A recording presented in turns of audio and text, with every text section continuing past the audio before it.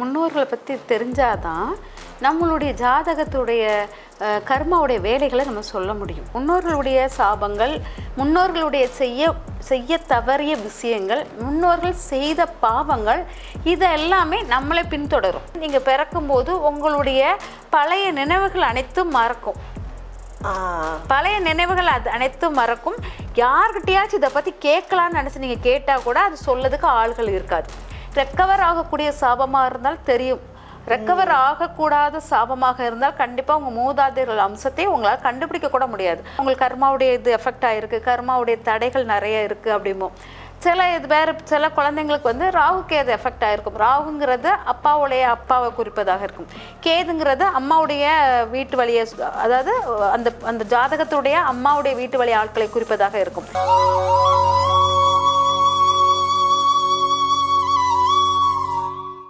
ஆன்மீக உலா நேயர்களுக்கு அன்பான வணக்கங்கள். ஜாதக கட்டம் அப்படிங்கிறது நம்ம எல்லாருக்குமே இருக்கும். பிறந்த தேதி, நேரம், நம்மளுடைய எந்த இடத்துல பிறந்தோம் அப்படிங்கிறத பொறுத்து நம்மளுடைய ஜாதக கட்டத்தில் அற்புதமாக அந்த கிரகங்கள் எங்கே உட்காந்துருக்கு அப்படிங்கிறத வச்சு நமக்கான பலன்களை எல்லாருமே சொல்கிறத நம்ம பார்த்துருக்கோம். ஆனால் இந்த ஜாதக கட்டம் அப்படிங்கிறது நம்மளுடைய தலைமுறையுடைய ஒரு வரவு சீட்டு, இல்லைன்னா நம்மளுடைய தலைமுறையை பதிவு செய்யக்கூடிய ஒரு அட்டவணை அப்படின்னு சொல்லலாமா அப்படிங்கிறது தான் இன்றைய கேள்வி. ஏன்னா ஒரு ஜாதகத்திலும் இந்த ஜாதகரோட அம்மா இப்படி இருப்பாங்க, அப்பா அப்படி இருப்பாங்க, இந்த ஜாதகருக்கு அத்தை மாமா உறவு இப்படி இருக்கும் அப்படிங்கிறதெல்லாம் ரொம்ப துல்லியமாக நம்ம ஜோதிடர்கள் சொல்கிறத நம்ம கேட்டிருக்கோம். அப்போ நம்மளுடைய தாத்தாவை பற்றியோ, இல்லை தாத்தா வாழ்ந்த முறைகளை பற்றியோ, இல்லை பாட்டியை பற்றியோ, இல்லை தாத்தாவோட அப்பா அப்படின்ட்டு ஒரு 2-3 தலைமுறைகளுக்கு முன்னாடி வாழ்ந்த நம்ம முன்னோர்களை பற்றி முக்கியமாக தெரிஞ்சுக்க முடியுமா? அப்படி தெரிஞ்சுக்கிறதுனால அவங்க செய்த தவறுகளை நாமளும் செய்யாமல் தப்பிக்க முடியுமா அப்படிங்கிறது தான் இன்றைய கேள்வியே. இது குறித்து விரிவான விளக்கங்கள் தரதுக்காக நம்முடைய அரங்கத்தில் இணைந்திருக்காங்க சித்த யோகி சிவதாசன் ரவி அவர்களுடைய மனைவியும் ஆன்மீக ஜோதிடர், நாடி ஜோதிடர், வாஸ்து நிபுணர், சித்தயோகி அகாடமிக்ஸ் மற்றும் சித்தயோகி பப்ளிகேஷன்ஸ்னுடைய நிறுவனர் ஜெயந்தி ரவி மேம். வாங்க அம்மா, வரவேற்கலாம். வணக்கம்மா. வணக்கம்மா. அம்மா, முன்னோர்கள், நம்மளுடைய மூதாதையர்கள் கிட்டத்தட்ட நம்மளுக்கு குலதெய்வமாக இருக்கக்கூடியவர்கள் அப்படின்னு சொல்லிட்டு நம்ம சொல்லிக்கிட்டே போகலாம் நம்மளுடைய முன்னோர்களை பற்றி. ஆனாலும் அட்லீஸ்ட் ஒரு 4-5 தலைமுறைக்காவது நம்மளுடைய முன்னோர்கள் குறித்து நம்முடைய ஜாதகம், நம்மளுடைய சொந்த ஜாதகம் பேசுமா? கண்டிப்பாக. அந்த முன்னோர்களை பற்றி தெரிஞ்சாதான் நம்மளுடைய ஜாதகத்துடைய கர்மாவுடைய வேலைகளை நம்ம சொல்ல முடியும்.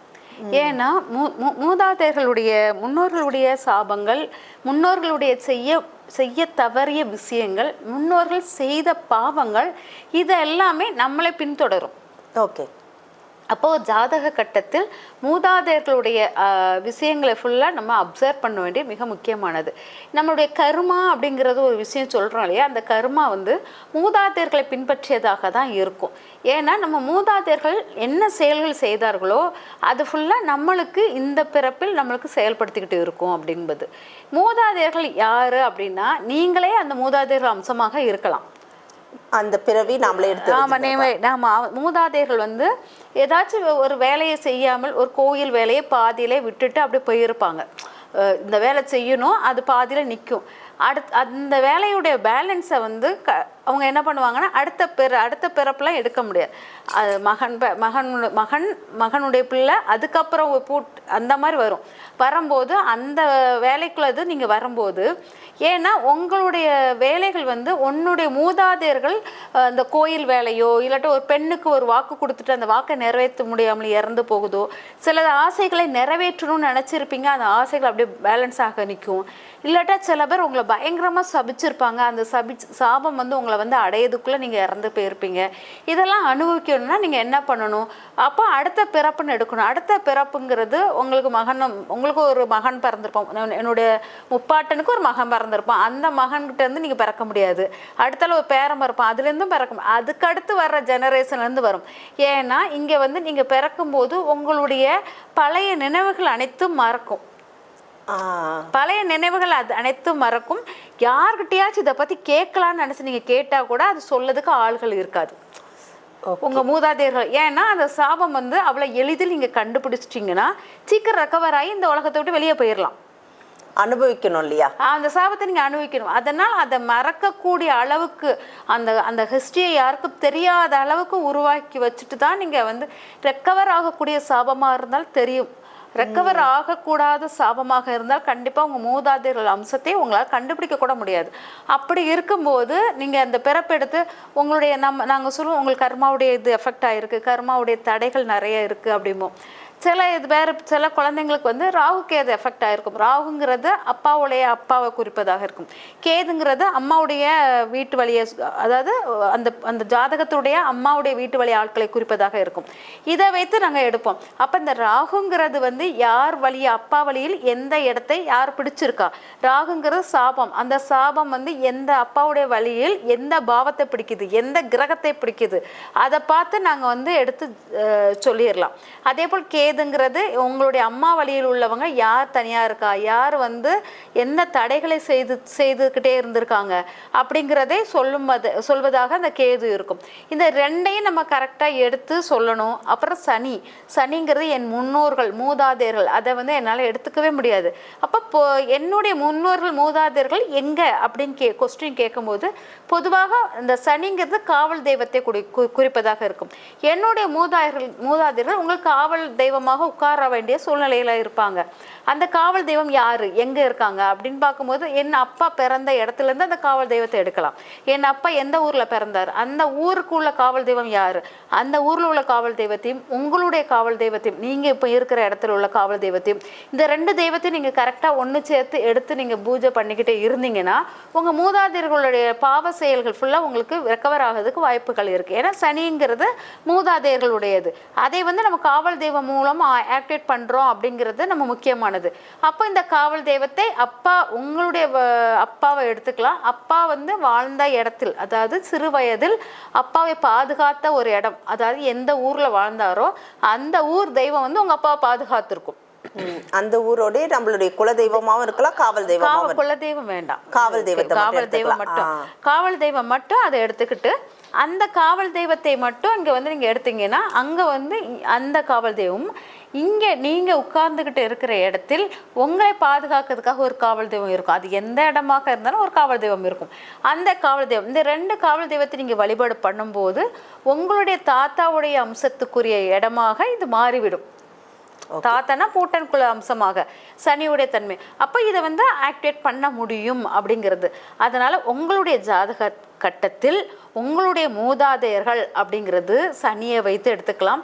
அதனால தான் காக்காவுக்கு சாப்பாடு வைங்க, ரொம்ப அடிமை வேலை பார்க்குறவங்களும் ரொம்ப அரட்டாதீங்க அப்படிங்கிறதுனால அந்த சனிக்காக நம்ம மூதாதையர்கள் எந்த ரூபத்தில் நம்மளுடைய கர்மாவை தீர்ப்பதற்கு வருவாங்க. அதனால் நம்ம வந்து அந்த சனிங்கிற தன்மையை அதிகமாக நோகடிக்காதீங்க அப்படிங்கிறது நம்ம எடுப்போம். வேலையாட்களாக இருந்தாலும் சரி, ஒரு ஊனமுற்றவங்களாக இருந்தாலும் சரி, காக்காவாக இருந்தாலும் சரி, அவங்களெல்லாம் நம்ம வந்து அதிகமாக துன்புறுத்தல் கூடாது அப்படிங்கிறது எடுத்தோம். சில பேர் வீட்டில் வேலையாட்கள் அதிகமாக உங்களை ஏமாற்றி கொண்டே இருப்பார்கள். ஆமாம்மா, ஏன்னா இப்படி இருந்தால், அதாவது வேலைக்காரங்களை சப்ரஸ் பண்ணக்கூடிய முதலாளிகளும் இருக்காங்க. அது என்ன மாதிரி வேலையாக வேணா இருக்கலாம், ஒரு ஆஃபீஸ் போகிற வேலையாக இருக்கலாம், இல்லை வீட்டுக்கு வந்து வேலை செய்கிறவங்கள அடக்கி ஆளக்கூடிய முதலாளிகளாகவும் இருக்கலாம். ஆனால் அப்படியே எக்ஸாக்டாக ஆப்போசிட்டாக ஒரு சில வீட்களில் நடக்கும். என்னென்னா வேலைக்காரவங்க தான் ஏய்ப்பாங்க. என்ன பண்ணுவாங்கன்னா, எனக்கு தெரிஞ்ச ஒரு சில குடும்பத்தில் ஐயோ சமையல்காரியை மட்டும் நான் எதுவும் சொல்லிட மாட்டேன்ப்பா, நாளைக்கு சமைக்க வரலன்னா அவ்வளோதான் அப்படின்னு சொல்லிட்டு அவங்க ஒரு நேரம் உப்பு கொஞ்சம் தூக்கலாக போட்டிருந்தாலும் இவங்க கேட்க மாட்டாங்க. இது வந்து காய்கறியெல்லாம் கண்ணா பின்னான்னு நறுக்கி போட்டிருப்பாங்க ஒரு சில வீடுகளில். இந்த காய்கறி நறுக்கிறது, உப்பு தூக்கி போடுறது, அதெல்லாம் தாண்டி அந்த வீட்டில் வந்து அந்த வேலையாள் வந்து இந்த குடும்பத்தை யாரும் நிர்வகிக்க இல்லை அப்படின்னா வேலையாள் ஃபுல்லாக டாமினேட்டிங்காக அந்த குடும்பத்தை வந்து ஃபுல்லாக கண்ட்ரோல் எடுத்து தன்னுடைய இதில் அதிகாரத்துக்குள்ள வைக்கிற மாதிரி, அதிகாரம்ங்கிறதெல்லாம் வைக்க முடியாது, ஒரு பந்த பாசம். ஏன்னா அந்த குடும்பம் நெருக்கதியாக இருக்கும்போது பாசத்துக்காக ஏங்கி இருக்கிற குடும்பத்தை அதை வச்சு இது பண்ணி நிறைய ஏமாற்று வேலைகள் பண்ணுவாங்க.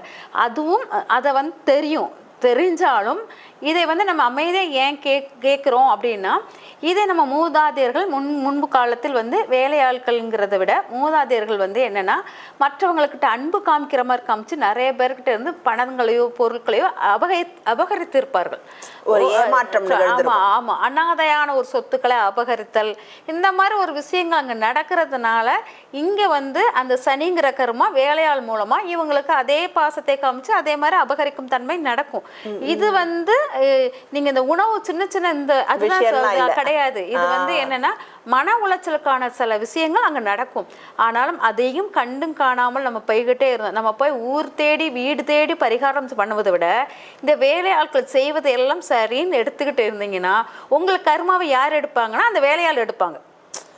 ஓகே, உங்களுக்கு சேர வேண்டியது அவங்க எடுத்துட்டு போறாங்க. நம்ம போய் பரிகாரம் வந்து லட்ச லட்சமா கொண்டு போய் கொட்டி கொடுக்கறத விட என்னுடைய ஆசையான ஒரு பொருள் போயிடுச்சுன்னா ஓகே போகட்டும், அது வந்து நல்லது, நான் ஒரு ஆஸ்பத்திரிக்கு கொடுக்க வேண்டிய செலவு அங்க போகுது அப்படிங்கிற மாதிரி எடுத்துக்கலாம். அதனால கர்மாக்கள் மூதாதைகள் சாபங்கள் வந்து வேலையாட்கள், இந்த ஊனமுற்றவர்கள், அப்புறமா கொஞ்சம் இதா பொய் சொல்பவர்கள், இவங்க மூலமாக நம்மளுக்கு டிகர் பண்ணிக்கிட்டே இருக்கும். அப்போங்கும்போது அந்த இடத்த வந்து நீங்க வந்து பலவீனமாகி அந்த டிகர்ல நீங்க சண்டை போட்டு கோவமா கத்தும்போது அது உங்களுக்கு ஆப்போசிட்டான ஒரு பலனை கொடுக்க ஆரம்பிக்கும். கர்மா வந்து தீராது. ஓகே, இப்ப கர்மா தீர்றதுக்கு அதை கண்டுக்காம இருக்கிறது நல்லது. ஆமா, கண்டுக்காம ஒதுங்கிருங்க, விலகிடுறது நல்லது. ஏன்னா நீங்க சொல்றதை கேட்கும்போது நான் ஒரு சில இன்சிடென்ட்ஸ் நான் சிலர் சொல்றதை கேட்டிருக்கேன்.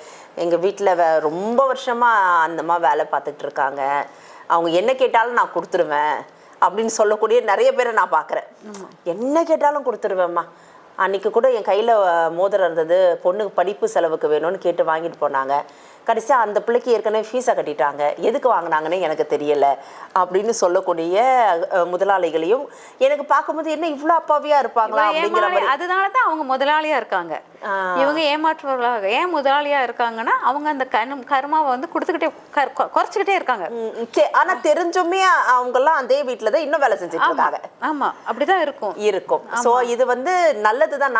நான் பார்க்கும்போது என்ன இவ்வளோ அப்பாவியா இருக்காங்க. வேலையாட்கள் வேலையாளாவே இருந்துகிட்டே இருக்காங்க. அதுக்கான காரணம் அதுதான். ஏன்னா இது வந்து இவங்க கர்மாவையும் இவங்க கழிக்கிறாங்க, அவங்களும் அவங்க கர்மாவை கழிக்கிறாங்க. ஸோ வந்து எப்படியா இருந்தாலும் நம்ம செய்த விஷயத்துக்கான பலனை அனுபவிக்க முடியாம போகவே முடியாது. அப்படியே போனாலும் திருப்பி வந்து அனுபவிச்சுதான் ஆகணும். இது வந்து என்றென்றைக்கும் நிரந்தரமான ஒரு விதி அப்படிங்கிறத நம்ம சொல்லலாம். ஸோ ஒரு ஜாதகத்தை வச்சு நம்மளுடைய ஜாதகத்தை வச்சு நம்மளுடைய முன்னோர்கள் ஜாதகத்தை நம்ம வந்து கணிக்கும் பொழுது, இல்லை முன்னோர்கள் இப்படி வாழ்ந்திருக்காங்கன்னு தெரியும் பொழுது கொஞ்சம் ஜாக்கிரதையாக நடந்துக்க முடியும். எது சரி எது தப்பு அப்படிங்கிறத உணரவும் முடியும், எதை செய்யக்கூடாது அப்படிங்கிறதுல நம்ம கிளியராக இருக்கவும் முடியுங்கிறத அற்புதமாக நம்ம நேயர்களுக்காக விளக்கமாக சொல்லியிருக்கீங்க. நேயர்கள் சார்பாக ரொம்ப நன்றிமா. நன்றி.